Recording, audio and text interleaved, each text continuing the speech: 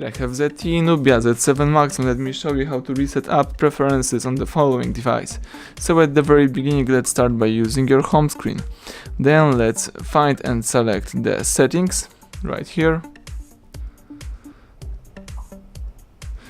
Here let's choose apps right here. And now let's choose Reset App Preferences. So this will reset all preferences for disabled apps, disabled app notifications, default application for actions, background data restriction for apps, any permission restrictions. But what's really important, you will not lose any app data. So if you are aware of this, let's choose Reset Apps.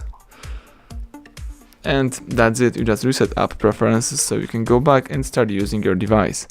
So thank you for watching, please subscribe our channel and leave thumbs up under the video.